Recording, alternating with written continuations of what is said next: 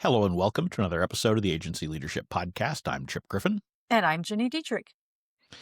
Ginny, I've got 5 words today, and that's it, and then we're out of here. F-U. Words, not letters. No, we've already used more than 5 words, so. Yep. No, I guess you wrote about this. we're probably going to need to come up with more than 5 words for this episode. We are. We should probably come up with several words for each of the 5 words. But you wrote about this, and I thought it was really good. So yeah, last we're fall, talk about it. As I was sitting there looking for inspiration for my newsletter, I started thinking about some of the language that I frequently use when I'm talking with agency owners. And so it became a 2-part series in the Saga newsletter about 5 words that are critical to agency management success. And so why not talk about them here? Yeah. We're always looking for ideas. Might as well pick something that we actually did a little work on. For a change.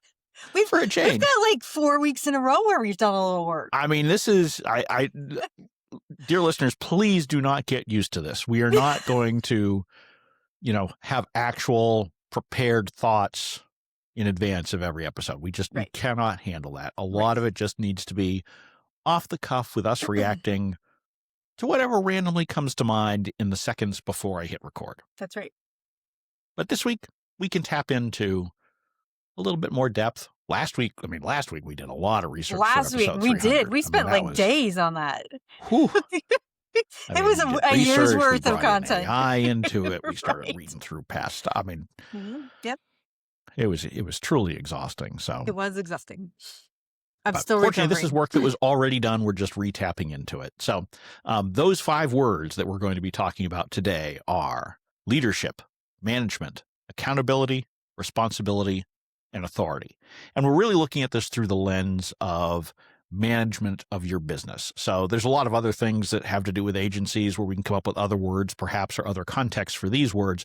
But this is really about how you manage the business, how you work with your team, how you work with clients, and all that sort of thing.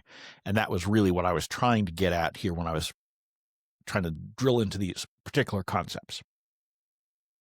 I think the first 2, leadership and management, are really good ones because I think we are all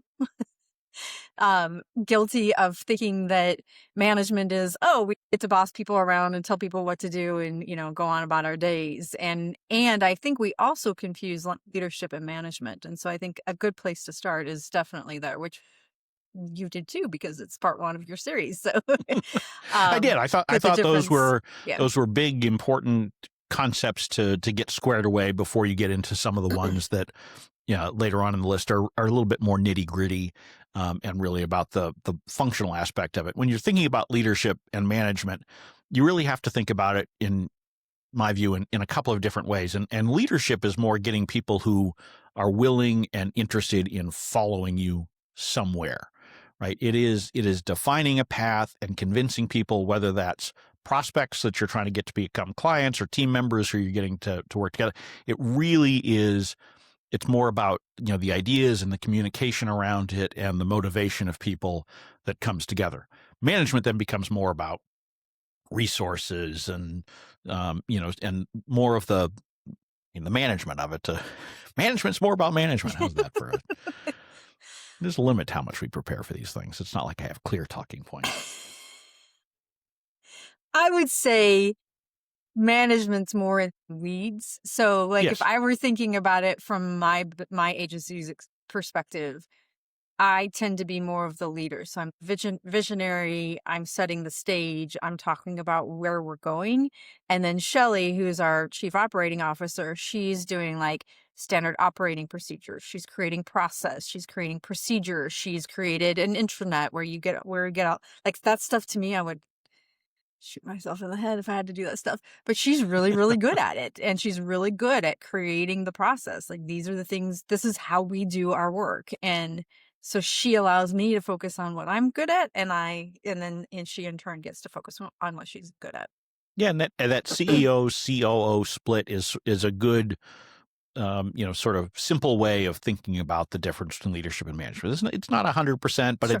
it gets you most of the way there in how you think it through.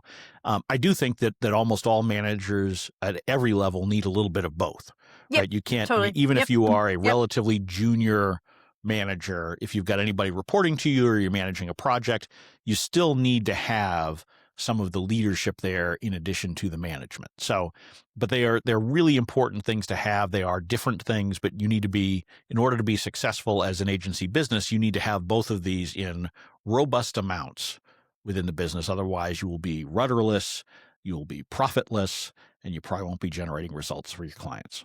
Yeah. And I think I personally believe that you have strengths in one or the other. You can probably do both. Like, I can manage the business. I don't love it, so I'm not great at it. I procrastinate. I can do it. But that's why I hired somebody to manage those kinds of things, because I know how important it is. But if you don't, like, for many, many years, I couldn't afford to hire a COO, and the Right. business wasn't big enough to have a COO, right? So what we did instead is we made it part of everybody's job, where I said, okay, as you're doing this work, I need you to create a standard operating procedure. I need you to jot down the process. And some were great at it and some not so great at it. So we had some that were good and some, but I will tell you, AI today helps immensely with that. We use Scribe Now, I think, Scribe Now or Scribe House, one of the two. And it like creates the SOP for you while you do the work. So you just let it capture your screen. So there are lots of ways that you can do both. You can both be a manager and a leader, even if it's not one of those is not a strength. Well, like, at some level, we're all managers, right? Sure. Even if we are a solo and we don't have any clients or Yep. who are just writing a book or something like that and just kind of doing it in isolation. Hard to do, but even if you were that, you still need to have a level of management in the activity that you yourself are doing. So, none of us can give up on that completely. I think it's really more thinking about the layers of management and how deep you go. So, there are people who are pretty good at what I would call executive management. Figuring out big picture, what are the general things that we need to be working on, and providing the rails within which you work and operate. Then there are other people who can make the trains run on time. Yep. I am very much the former, not the latter. If you want someone to make the trains run on time, I'm way too all over the place with too many different ideas in order to do that effectively. And so, and you have to understand as an individual and as a manager, what are your strengths in these areas? Because if you don't understand that you are a better leader than manager, you don't know what to shore up in terms of the team or what things to work on yourself or what safeguards you need to put into place to make sure that you're not ignoring the important stuff. So, like, for me, since I'm not great at making trains run on time, I use a lot of software to try to make sure that I record all the little things and put the deadlines in so that I don't sit there a week later and say, oh, right, I was supposed to file my taxes last week. I guess I should have done that. Oops. Right. So you've got to have the systems in place to buffer yourself against the things that you're not particularly good at to begin with. Yeah, which I think is a really nice lead to accountability, which was your third word. Like, we have to, it's sort of like, people will say to me all the time, gosh, I wish I was as disciplined as you are about exercise. The reason I'm as disciplined as I am is because I have accountability partners. Like, there are plenty of mornings where the alarm goes off and I just want to roll over and go back to sleep for an hour and a half. But I have somebody counting on me, either my coach or somebody that's waiting for me at the gym or whatever it happens to be. I have the accountability, and that's part of the reason I'm so disciplined. And I think we have to take that into our business as well. So even if you don't have a team that can hold you accountable, there are plenty of resources. There's Slack communities, the Solo PR Pro community, the SpinSucks community, the Saga community on Slack. I think you can hire a coach. Like, there are lots of things that you can do to hold yourself accountable. But I think that, to your point, is a really good lead from leadership and management. Yeah, and the reason why I ended up writing about this over 2 weeks in my newsletter was not just because it was getting long. It was. But also because leadership and management really do fit together. But then the other three, accountability, responsibility, and authority, come together in important ways. And one of the things that I have found with a lot of agency owners when I talk to them about their teams, they will ask me, how can I hold my team more accountable for the results that I need for them? And it usually then evolves into a conversation about accountability, responsibility, and authority, because you can't really have accountability without the other two things. And so they all are very much interconnected. And if you want to achieve results, particularly with your team, you need to think about how you mix these together. Because look, I mean, employees, sometimes I say that employees and clients are a little bit like children as far as how you have to coach them and get them to move in a particular direction, but they're different from kids. And I mean, you can't just take an employee and put them in timeout or send them to their room. I mean, that's unfortunately not. No, you can try it. It's not going to work. Probably not going to work. Yeah. So honestly, it doesn't work all that well with kids either. But sometimes it makes you feel better. My kids are way too old to be sent to their rooms now, so it is what it is. But when they were little, you kind of liked doing that occasionally, at least. But you knew it was really never going to solve anything. It just got them out of your hair for a bit. Right. So, but with employees, you need to think about this, because usually accountability is the last place that you go to in order to solve a team problem. You really need to look at responsibility and authority first, because you can only be accountable if you've been given responsibility for something. Right. So you can't go and hold an employee accountable for something that you never told them that they had to do to begin with. Right. And that doesn't mean you need to tell them every little detail, right? But they've got to understand that this is a task or a project for which they are responsible. And one of the things I always say to people, and I'm not original in this, but you can't have more than one person who is truly responsible for a task or project, because as soon as two people share responsibility equally, it ain't going to happen. It's just like human nature. Everybody kind of assumes someone else will pick up the slack. Yep.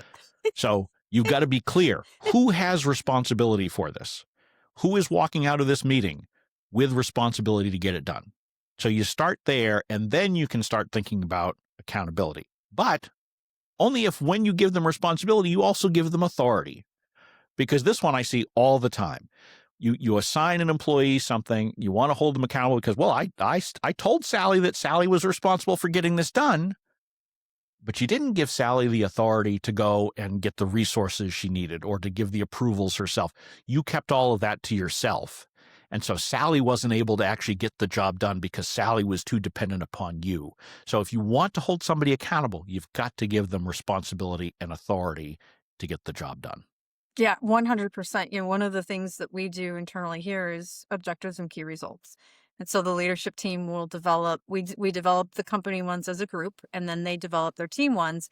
And then they are responsible for having their teams fill in their own. And so that practice alone has been really great from the perspective of helping everybody understand what they're accountable for. So even if you're a team of 2 people, you can still do that, right? Like and you don't have to use OKRs. You can use KPIs, you can use whatever kinds of goal setting you prefer. But the practice of setting the goal and helping everybody understand who's responsible for what, I think it does that. Then of course you have to execute, right? But that's where the accountability and responsibility comes in. But I think going through the practice of building those goals together really helps build that accountability. So people know, okay, this is what I'm responsible for. This is what so-and-so is responsible for. This is what happens if I don't do my job, and they won't be able to do their part of the job. So it kind of helps them understand how all of the trains work together. Absolutely. And as agency leaders and managers, we think about this in client terms all the time, right? We sit there and we say, well, the client wants us to do these things, but they haven't given us the ability to make decisions around this. So they haven't given us the appropriate budget for something, or they want us to have an impact on sales, but we can't even talk to the sales team or whatever it might be. So we think about this naturally all the time with our clients, and we chafe against the restrictions that our clients put in place, but we don't think twice about putting those same handcuffs on our own employees. And so we need to be thoughtful about that and say, look, if I want to hold an employee accountable for profitability on something, or for results on a client project, or for leads that they're generating for the agency, then I actually need to give them the responsibility and authority to do what they need to do in order to get that. Otherwise, I have no business holding them accountable for something that I haven't given them the flexibility to achieve. Yeah, absolutely. I think it's just such a good practice in general, to think about that. And you're right. Like the shoemaker's children don't have shoes. We don't have great websites. We don't have great content. We don't have great thought leadership. We don't do any planning for ourselves. We sort of just wait for the phone to ring to drive new business. All of the things that we would never do for our clients. Like we plan for our clients, we set goals, we measure results, we do all those things. That practice has to make it to your business as well. Because if it doesn't, you don't have all of these things. You don't have accountability and responsibility and leadership and management. You don't have the ability to run a well-functioning, profitable business. You have to do those kinds of things just like you do for your clients. Well, and the thing is, if we adhere to these various guidelines that these 5 words bring to mind, it improves not just the business of the agency, but generally the lives of the agency owner. And as we all know, I'm obsessed with trying to make owners happy in what they do and not just, sitting there and feeling tortured by their own business that they decided to create. And so a lot of these things get things off of your plate. It shares the responsibility and accountability across your team, but only if you're willing to let go. You have to be willing to let go. And we talk all the time about the value in delegating things and all that, but it really comes down to thinking about not just that I've delegated something, but that I've done it in a way that sets that team member up for success. And if you're delegating responsibility and authority, that should allow you to have more freedom and to spend your time differently. Now, if you assign those things, but you're not really giving it and you're just micromanaging, what's the point? That doesn't help the employee, it doesn't help you, it doesn't help the business. So really think about these concepts and how you can internalize them to the way that you are managing your business, and you're more likely to see the results that you're looking for, that your team wants, and ultimately that the clients want as well. Yeah. One of the things that I think is really important for agency owners to understand is that when you try to control everything, when you don't delegate effectively, when you don't give your team the authority and responsibility to do their jobs effectively, you're creating an environment that's not fun to work in. It's not going to be fun for your team, and it's not going to be fun for you. And one of the things I think that's really easy for agency owners to understand is to put themselves in the shoes. So let's say that you're working with a client and they've hired you because of your expertise, and you're really, really good at website development, let's say. Like really good at it. You understand how AI visibility works. You understand how that fits with SEO. You understand how that works with user experience and website design. Like you're one of the best at this. But the client keeps saying, no, I think you're wrong, or I don't want to do it that way, and they don't take your advice and they don't use your expertise. They keep talking over you, or they say like, well, I asked AI and it told me this, and so you're wrong. How does it make you feel? Right. It doesn't feel good. That's how your team feels when you don't delegate and give them the authority and the responsibility that they deserve to be able to help you grow the business. That's how they feel. And I think we can all put ourselves in those shoes to understand that doesn't feel very good at all.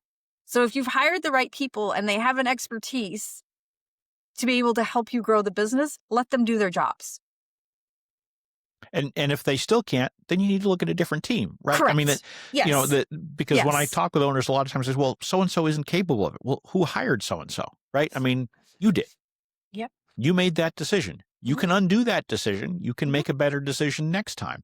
But you can't sit here and say that you need to micromanage them because they're not up to the task. Oh. Either they are and you can let go, or they're not and you need to find a different solution. And usually, if an owner is honest with themselves and they sit down, more often than not, they realize that they can let go more than they thought. Again, we've said before, it may be that they don't do it exactly the same way that you would do it. It may not be as perfect as you would do it. Not that we're saying you're perfect, but you may think you are. Right. And so if those are things that are getting in your way, figure out how to move past them. Because you really have to focus on making sure that you're getting good enough and not perfection, not identical to the way you do it. Because if you do, you'll never be able to hire anybody, and you'll never be able to delegate, and you'll never be able to live these 5 words, because they really when you think about the list that I put together, it starts from sort of the highest level, the 30,000 foot, the leadership, getting people to follow you, all the way down to that core level of the delegation of authority to get things done across your team. And you really need all of those elements to come together if you want to be sane, happy, and get the results that you want. Absolutely. Yes. So I know Jen will link to both parts of this. I thought it was really, really well done. So you can read that as an accompaniment and have it as a reminder. Just put it on a put those 5 words on a Post-it note and stick them to your screen. Perfect. Excellent. Well, hopefully these 5 words, we gave you more than 5 words, but we gave you 5 words. Okay. Well, yeah. Okay. My usual tortured ending. So with that, I will delegate the authority to all of you to get on with your days and the responsibility to live these 5 words. And okay, we're just going to stop. So Okay. with that, I'm Chip Griffin. I'm Ginny Dietrich. And it depends.